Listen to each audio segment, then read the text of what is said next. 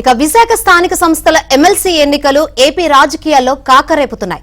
YCP అభ్యర్థిగా మాజీ మంత్రి బొత్స సత్యనారాయణ నామినేషన్ దాఖలు చేశారు. ఎన్డీఏ కూటమి అభ్యర్థిగా ఒక పారిశ్రామికవేత్తను నిలబెడుతున్నట్లు తెలుస్తుందని బొత్స అన్నారు. వ్యాపారం కోసం అభ్యర్థిని పెడుతున్నారా అని ప్రశ్నించారు. బలం లేకపోయినా కూటమి అభ్యర్థిని నిలబెడితే దుశ్చర్య అవుతుందని విమర్శించారు. ఉత్తరాంధ్ర ప్రజలకు ఏం సందేశం ఇస్తున్నారని బొత్స నిలదీశారు.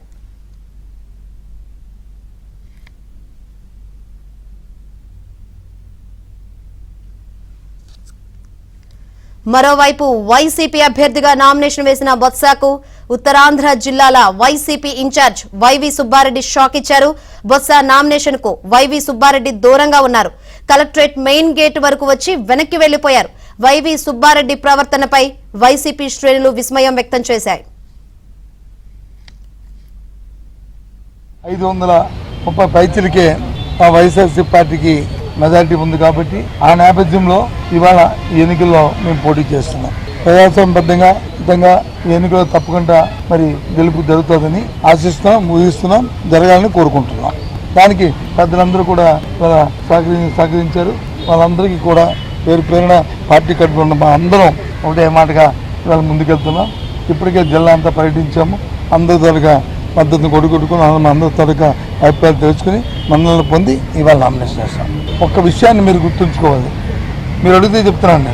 నేను చెప్తుంది ఏంటంటే ప్రజాస్వామ్యబద్ధంగా 838 ఉన్నప్పుడు 530 పైసలకే మా పార్టీకి ఉన్నప్పుడు నేను ఇవాళ పేపర్లో చూశాను. ఇవాళ నిన్న ఎవరో ఒక ఇండస్ట్రీస్ వచ్చి పోటీగా పెడతారు అనే విషయాన్ని నేను చూశాను.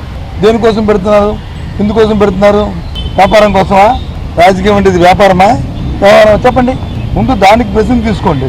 ముందు దయచేసి ఏబిఎన్ ఆలోచన మీ పెద్దలను మిమ్మల్ని అడుగుతుంది, సోదరులను అడుగుతుంది ఏంటంటే ముందు ఇంత అనైతికంగా అసలు మెజార్టీ లేకపోయినప్పటికీ పేపర్లో చూసి మాట్లాడుతున్నాను వచ్చింది ఎందుకు వచ్చిందని. నేనైతే ఊహించట్లేదు. తెలుగుదేశం పార్టీ అంత అమాయకత్వంగా ఈ పోటీలో నిలబడద్దని నేనైతే ఊహించట్లేదు, నేను అనుకోవట్లేదు. పెడితే మాత్రం అది ఒక దుశ్చర్యే.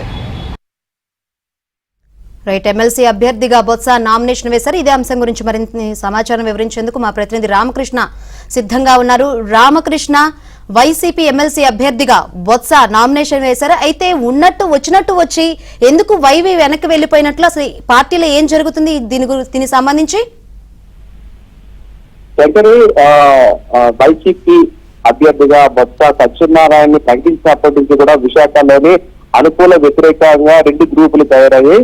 అయితే కొంతమంది బొత్స సత్యనారాయణ స్థానికేతరు అని చాలా మంది వ్యతిరేకించారు. ఈ విషయం కూడా ఎన్నోసార్లు కూడా బయటపడింది. అయితే ఈ రోజు బొత్స సత్యనారాయణ కలెక్టర్ ఆఫీస్ లోని నామినేషన్ దాఖలు చేశారు. ఈ కార్యక్రమానికి వైసీపీ నేతలు 19 మాత్రమే హాజరయ్యారు. మిగిలిన వారు గైరు హాజరయ్యారు. హాజరైన వారిలోని బొత్స సతీమణి బొత్స ఝాన్సీ, మేయర్ కొలకాని హరి వెంకట కుమారి, గుడివాడ అమర్నాథ్, అలాగే అరకు ఎంపీ తనుజరాని, మాజీ డిప్యూటీ సీఎం ముత్యాల నాయుడు హాజరయ్యారు. అయితే వ్యతిరేక వర్గానికి చెందారని చెప్తున్న మాజీ మంత్రి అవంతి శ్రీనివాస్ గాని, మాజీ ఎంపీ ఎంఈడి సత్యనారాయణ కూడా హాజరు కాలేదు. అంతేకాకుండా ఉత్తరాంధ్ర జిల్లాల ఇన్ఛార్జ్ వైవి సుబ్బారెడ్డి ఈ కార్యక్రమానికి హాజరు కాకపోవడంతో పార్టీలోని తీవ్ర చర్చ జరుగుతుంది. అసలు నగరంలోనే ఉన్నారు ఉత్తరాంధ్ర ఇన్ఛార్జి వైసీపీకి సంబంధించిన వైవి సుబ్బారెడ్డి, అయినా హాజరు కాలేదు.